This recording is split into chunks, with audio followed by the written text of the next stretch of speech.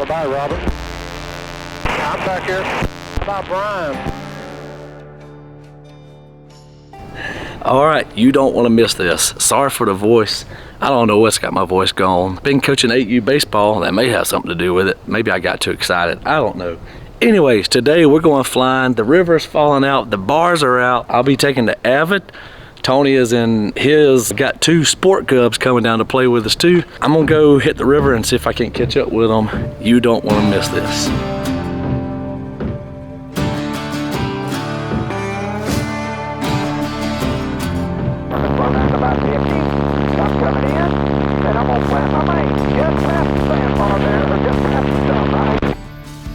Got going on is Tony, as you can hear him, he's coaching the other Tony in for his first sandbar landed. You know, especially on this bar, it's probably good to have Tony coaching the other Tony about, hey, go past this stump, make sure you touch down here. So it's good to be able to have that coach to be able to walk him through it. So that's what we do, take care of each other. Then you pull off a knot, keep your nose down, let it accelerate, and lead off the next. That's all you got to do.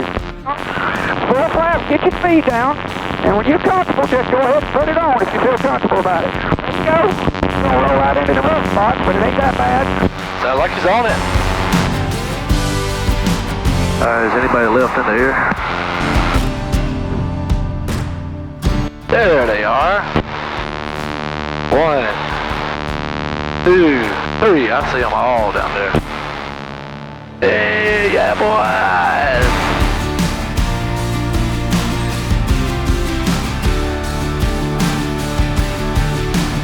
All right, let me drop down in the trees and see what they're working with.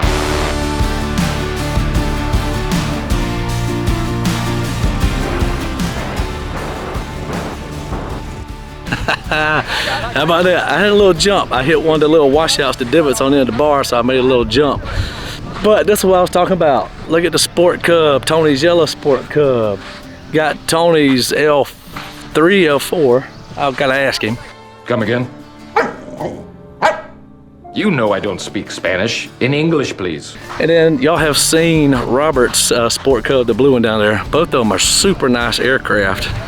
Man, it's 80, I don't know, 2 degrees.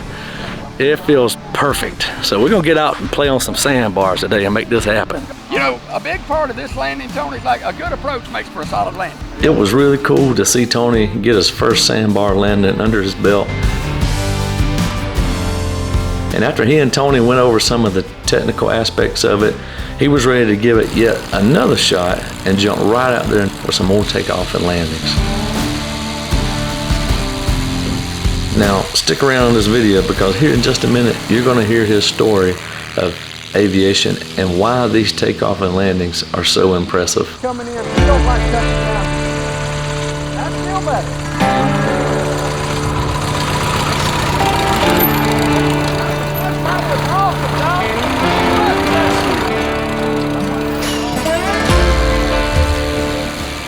And after a couple rounds of successful takeoff and landings, Tony circled back in, parked the plane, and I got a chance to talk to him about his story of aviation. Tony obviously got his first sandbar landing out here on the Altamaha River today.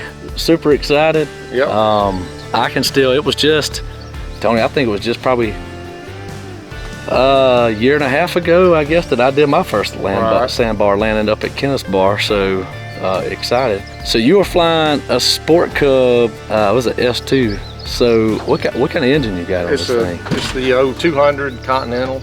It's 100 horsepower. Actually, with the headers, it's maybe 110. Oh, nice. That's yeah. a little more than I got in the Avid. Yeah, I'm fixing to get a different prop and put on it for climb and also for speed. Right. It's an awesome airplane. I'm really beginning to get the feel of it and get to know it. It's man and machine. Oh yeah. Yep. Well, what day you talking about getting used to it? So I think Robert or Tony was telling me that you had been flying, what, 20-something years ago and then kind of got out of it? I think I got my pilot's license in 1990 and I just quit flying, you know, basically, like I told you, I was always hanging out with Robert because he was always flying, or sometimes I'd go places with him. And go on adventure trips. We went to Sun and Fun 2 or 3 times. Oh yeah. We went to Oshkosh. I went my first time about two years ago. Oh, I still haven't been. I hope you'll make it this year. Yeah, we flew Robert's Comanche to Oshkosh, and that was a great trip. That's awesome. And like I said, a million different types of airplanes that we had to dream about, and I always liked the Stoll airplane. Oh yeah. The like I said, the Zenith and the 701s and 801s, they called it Sky Jeep, you know. And I think, so here's a Sky Jeep right here, I think. Yeah, absolutely. Yeah, right. So after you hiatus, so you've been back flying how long now? About a month and a half, 2 months training. Yeah, every week. that is awesome. Yeah, all right. And like I said, most of my tailwheel time was in a Aeronica Champ 65 horse. I took my brother up. I took Linda up while she passed away, but she was a school teacher with a PhD, and I remember flying her in the Aeronica Champ, and I said, "You got the stick," and she was in the back seat just holding on. And yep. That is awesome. Yep. So having a hiatus for a little while from flying, and then been back in it a month and a half. Yep. And already doing his first Sandbar landing. Well, I soloed this plane in 3 hours. Awesome, man. Yeah, and then well, that's a compliment to pilot skill and the aircraft and how stable it is too, I'm sure. Right. Yeah, like I said, every day Robert said he could see me improving every hour that I flew, and I started doing the slow flights across the runway. It's 3,200 feet runway, and just holding it off at 25 knots and practicing all kind of different things. And like I said, everything's a challenge and an adventure. And I was a water skier jumper. I did a little bit of everything, and then once I had back and hip surgery and got older, still got the boat. Well, that makes this make sense. You're like me. You're an adventure junkie a little bit, right? Yeah. So it's been great. It's been fun. Robert, like I said, my whole life, Robert's sending me pictures of airplanes all the time, and you can do it, you can afford it. It's been a great adventure, and what is really fun is flying with you guys and the camaraderie of just meeting and talking. And that's what I love about it, and that's what one of the things I try to do with this YouTube channel is, for me, I guess I love sharing our adventures. Like, cause I hate that people just like me. All right, I'm a law enforcement officer, which you don't join that to become rich. Yeah. So forever, I just thought this was this is for the rich and famous. There's no way I could do it. I used to tell Robert that too. And plus, like I said, I would watch Robert, his clients, like I said, they had all, from Barons to Blancas to all these different planes. And like I said, if it was certified and had airplane written on it, which now it's gotten that with boat or anything else, So but it's like I said, you only go around once. Oh yeah. Well, and that's the thing is this kind of flying, the Stoll backcountry flying, in my opinion, you're a testament of that, of how this will take somebody that hadn't been in a plane in a while and make it get interested in getting back into an airplane. And like you said, if you thought something was out of reach. Yeah, you thought it was way outside of reach. I'm holding on and doing just fine. That's awesome. Well, dude, I'm impressed with your landings. The biggest thing, selfishly, is I'm tickled to have somebody else to be out here flying with now, because it's good. Our group is growing. So now when you reach out to that text message and say, hey, anybody want to go flying? There's another brother in the group that's ready to jump in. Like I said, I'm trying to get grass on my strip and get everything, but everybody's welcome. It's 1,200 feet or 13, and it's going to be tight. But once again, I was stressed about that a little bit, but you become the master. And just stay positive and get to know your plane and make it happen. Well, that's awesome, man. Well, we're gonna get after it. We're gonna try to go get 1 or 2 more bars before it gets any rain comes in and gets us, I guess.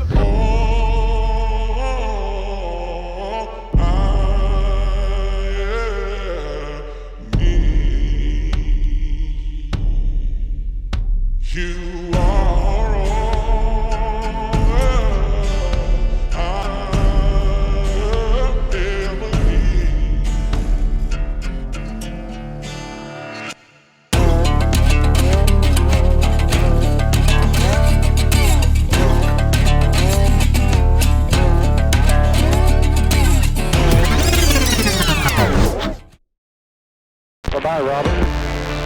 I'm back here. Bye, Brian. Oh man, I'm sorry, Tony. I put the drone in sport mode, which turns off the sensors around it, Normally it flies with sensors so you don't run into anything, but to get the speed to keep up with aircraft, I turned the sensors off by putting it in sport mode. And I was gonna try to capture Tony's takeoff, and I hit a tree and crashed the drone. Dadgummit. All right, Tony, I owe you a takeoff footage. Where you at, Robert? I'm right behind you. So I'd go ahead and put one notch in, get it trimmed, turn your base, go ahead and put 2 notches in. But like Tony says, you start setting up way out, get everything neutralized, low off the water. Oh yeah, this is what it's all about right here. Got the boys out playing. I think I say that on every video. This is what it's about right here. But that's because I'm having a blast out here flying airplanes. This is too much fun. Alright, Tony, I got you inside. Back there, Robert. Alright, Brian, I'm like I say, I'm circling right up there about 700 feet, just giving these guys a chance to play. Yep, I'm off your left wing, back behind you now.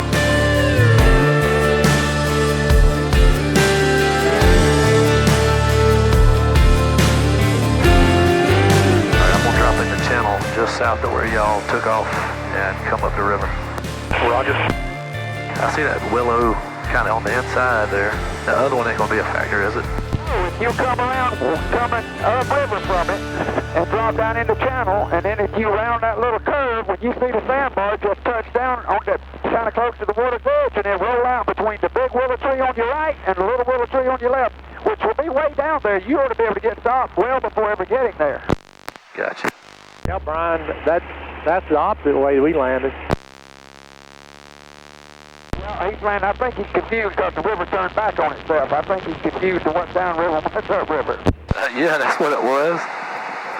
I was wondering, I thought y'all had landed it coming the other way. Brian, I think because you were thinking the river turned up on itself, but yeah, you were landing upriver there. You come on out right there and then drop back in up here. Oh, I got you. Yeah, that makes much better sense right there. Like I say, because the river does a 180-degree turn there, it's easy to get it in your mind that that's running upriver. Yeah, that's exactly what I was thinking. That was upriver.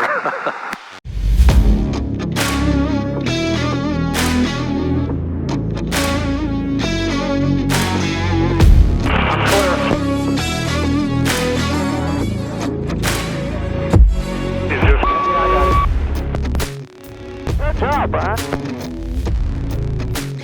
See, you stopped way before them, but you got enough room to blast back out from there unless you're going to get set on it.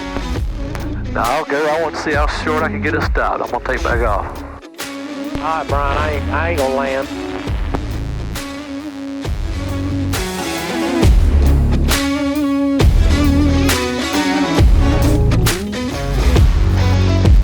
All right, I'm on the roll.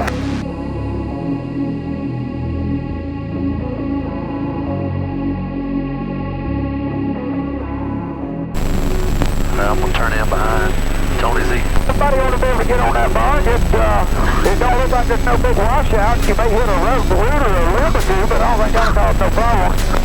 Down, guys. Brian, looks like he's landed it already. Good.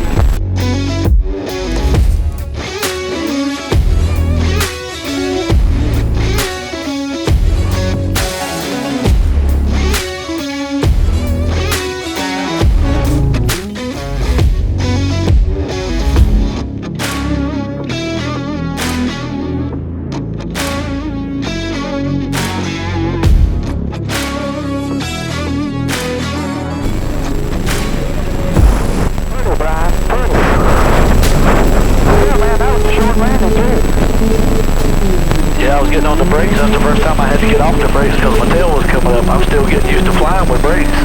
That was awesome.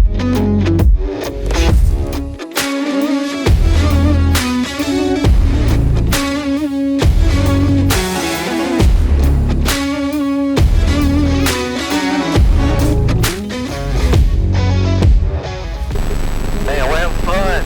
This is what backcountry flying is about, man. We're out here having a blast. I've landed a couple new bars. Man, that's a lot of fun. These brakes have been a game changer.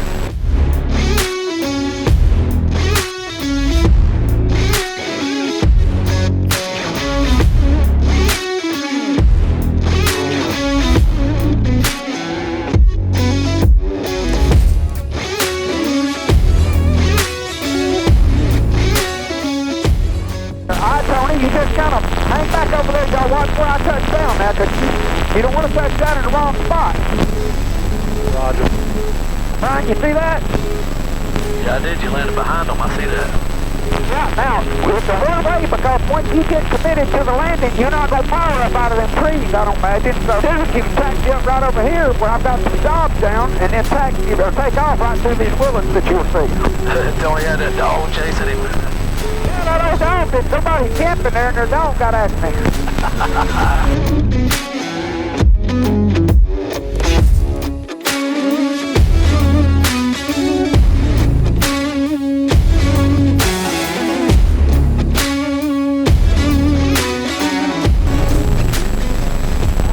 Brian.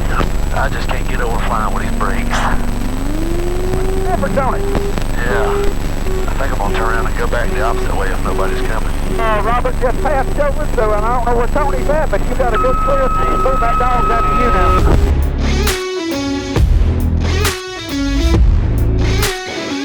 Fellas, I'm looking at 4 flight, and when I see we do better to try and make a run right now to get back in, me and you, Brian. As y'all see right there to my left, you see that light? Well, between that light, there's another worse-looking system on the way, but I believe our best chance, Brian, for you, me and you to make a run and get back in now.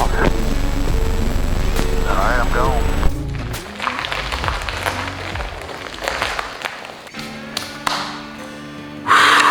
going. Man, let me tell you. My only hope is that somehow the amount of fun that we're having out here, working on our piloting skills, the camaraderie, the fellowship, just enjoying aviation, I can only hope that somehow it's translating through to this video and inspiring you to get out and get after it, because I'm telling you, this is so much fun. We had an absolute blast today. New friend out here, Tony, man, thank you so much for coming along. Seeing you out here getting after it, man, that's inspiring. That's really cool. This has been my true first backcountry adventure with the new brakes, and oh man, since I made that last adjustment and stood my pedals up a little more, I'm talking about there was a couple times on this sandbars I had to get off the brakes because my tail was coming up too high. And for those of you that have been flying in the backcountry, you're gonna be like, yeah, that's what it's supposed to do. But I have not been flying in the past year and a half or so with this backcountry flying with that level of brakes, if any brakes. So I'm just excited. That was that's a game changer for me.